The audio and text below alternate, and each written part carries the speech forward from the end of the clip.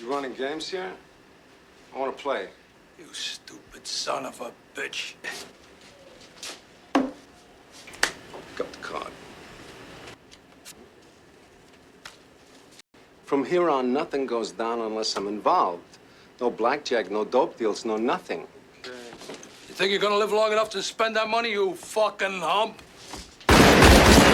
On a bright afternoon, a man named Frank walked out of prison after serving 14 years. He was once a powerful mafia boss who ran many illegal businesses across New York City. But now that he's free, he realizes the world is no longer the same. His old crew has disappeared, and rival gangs from Colombia and China have taken over everything: drugs, prostitution, and the entire empire he once ruled.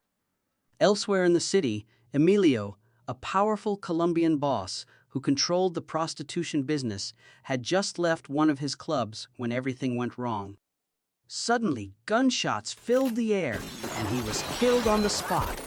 The shooter quickly disappeared, leaving Emilio's body behind as a warning. Soon after, word spread that Frank had just been released from prison. At a nearby hotel, a man named Jimmy was making a drug deal with King Tito, a major Colombian drug lord. But Jimmy kept talking too much, and it started to get on Tito's nerves. Suddenly, Tito raised the price by 10%, catching Jimmy off guard. With no other option, Jimmy handed over a suitcase full of cash to get the crates of drugs. But when they opened the suitcase, there was no cash inside, only sanitary pads. Before anyone could react, Jimmy pulled out a gun and shot King Tito and his men right there. After wiping out the Colombian crew, Jimmy and his team made one thing clear: they were planning to visit Frank very soon. At another hotel, it became clear that Jimmy's crew was behind Emilio's death. Frank arrived there as well and was greeted warmly by their boss. Jimmy gave him the update: both Emilio and King Tito had been taken out exactly as planned. On top of that, they had already seized all the money and assets the two drug lords left behind. Jimmy then told Frank about an upcoming meeting with a man named Delicio, a middleman who was eager to meet him. Frank got ready and went to an upscale meeting place, where he was welcomed by several lawyers, a few politicians, and even a district judge. Later, Frank met with Delicio and asked him to arrange a meeting with a drug lord named Clay. He pretended he wanted to get back into the business. After Delicio left, Frank walked through the subway tunnels with his advisor, Jennifer. Meanwhile, Delicio headed to a casino to find Clay, who was there enjoying himself with his crew. Delicio delivered Frank's message, but Clay rejected it immediately. He mocked Frank for working with rival gang dealers and said he only did business with the Colombians.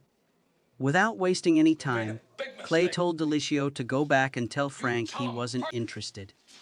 Meanwhile, on a crowded subway train, Frank and Jennifer were talking casually. Suddenly, 3 thugs approached, clearly looking for trouble. But as soon as they saw the gun hidden under Frank's coat, their attitude changed. Instead of starting a fight, Frank did something unexpected. He gave them a stack of cash and told them to visit him at the hotel later. Soon after, Delicio told Frank that Clay had agreed to a meeting. Frank and his crew quickly headed over.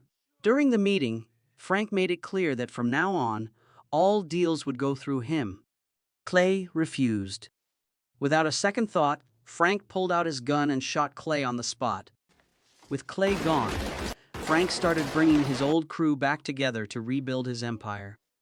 A little later, Frank met with the mayor to ask why funds for a Bronx hospital hadn't been released. The mayor said the budget was never approved and challenged Frank to raise $16 million himself if he wanted the project to go forward. Ignoring his lawyer's advice, Frank accepted the challenge.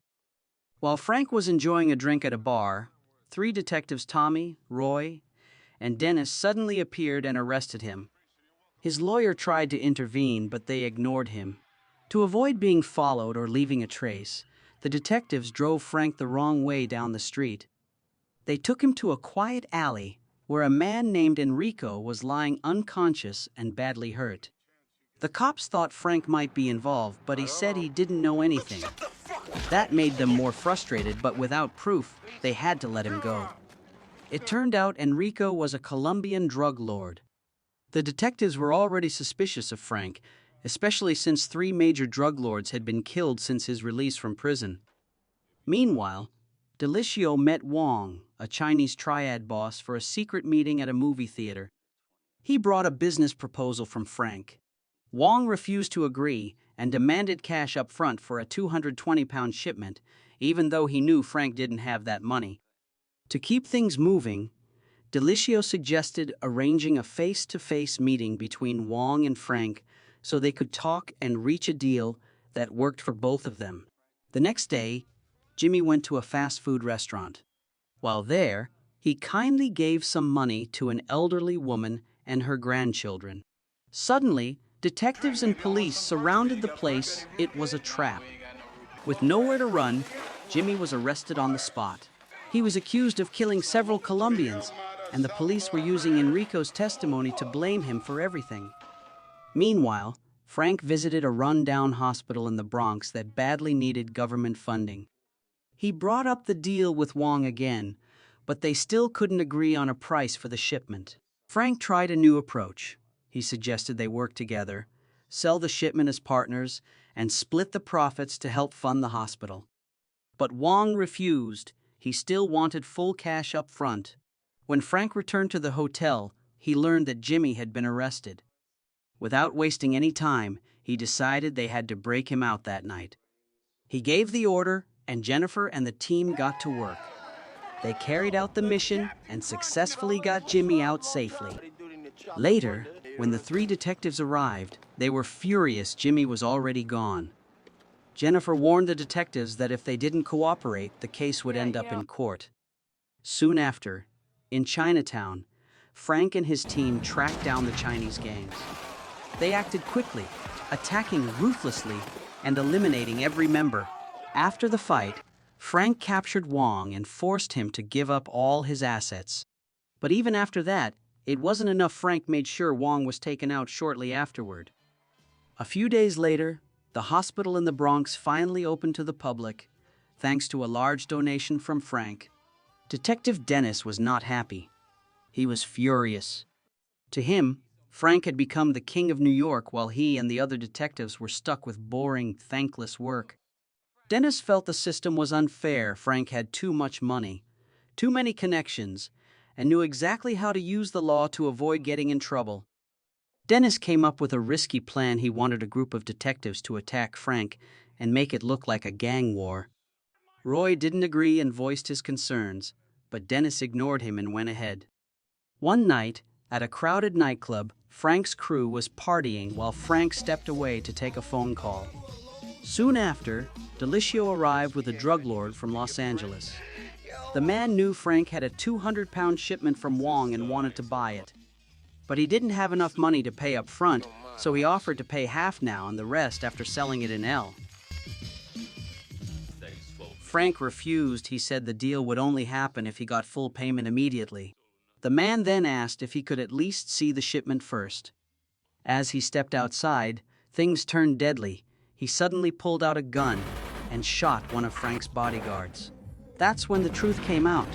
Delicio had been secretly working with him the whole time.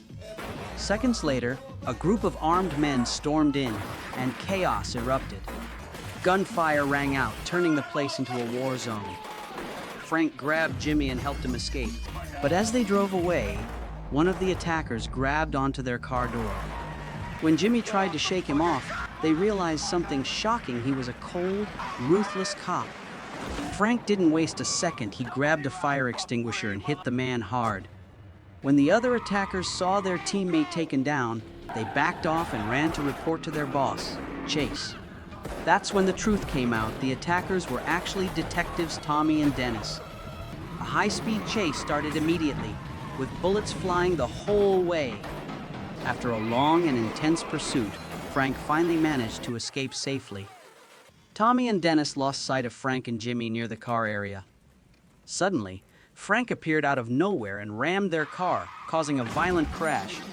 In the chaos, Jimmy started shooting and ran off, beginning their final escape. Tommy quickly jumped out and chased Jimmy while Dennis checked the wrecked car, but Frank was already gone.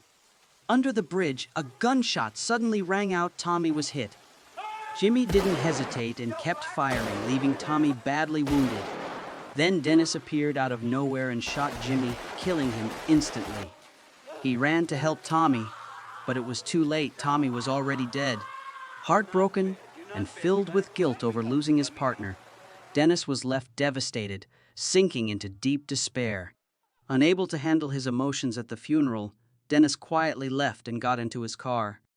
Just as he sat down, another car pulled up next to him. The window rolled down and it was Frank. Without a word, Frank opened fire and killed Dennis on the spot. He drove away calmly, as if nothing had happened. Later, Frank returned to his headquarters, where his men had already captured Delicio. It was time for a face-to-face confrontation. During the interrogation, Delicio revealed everything. He said Enrico had worked with the cops to take down Frank. He also admitted he stole $50 million and was promised a free pass if he revealed the location of Frank's headquarters. Hearing this, Frank didn't hesitate. He ordered his men to bury the traitor alive, along with the blood-stained money. As night fell, Delicio came home feeling anxious and tense, only to find Frank already there, waiting. Frank didn't hold back. He calmly admitted that he had killed Clay, who had made $13 million from gambling scams. He also took out Wong, a Chinatown businessman involved in human trafficking, and King Tito, who ran a child prostitution ring in New York. Frank defended his actions, saying he only got rid of bad people, those who deserved it, even if they believed they were on the side of justice. Before leaving, he warned that he would hire a hitman to kill anyone connected to his case. As part of his plan, Frank told Roy to handcuff him to a chair. But as soon as Frank left, Roy broke free and ran after him, heading straight for the subway station. Inside the train car, Frank grabbed a passenger and used them as a human shield. Roy begged him to stop, but Frank didn't hesitate. He shot Roy, killing him instantly. Then, acting as if nothing had happened, Frank walked out of the station and flagged down a taxi. But once he got in, he realized something. Roy had shot him too, and the wound was much worse than he expected. At the same time, the police were called about the shooting and rushed to the scene. The taxi driver saw that Frank had a gun, panicked, and quickly jumped out to alert the officers. Within minutes, the police surrounded the taxi. Inside, Frank was fading fast. He had lost too much blood. Weak and badly wounded, he didn't survive. He died right there in the back seat. The story gives a clear message: live peacefully, follow the law, and stay away from crime. Getting involved in that world only leads to trouble, heartbreak, and a dead end. In the end, it's always better to be a good, law-abiding person than to chase power and become a so-called kingpin in a world full of danger and lies.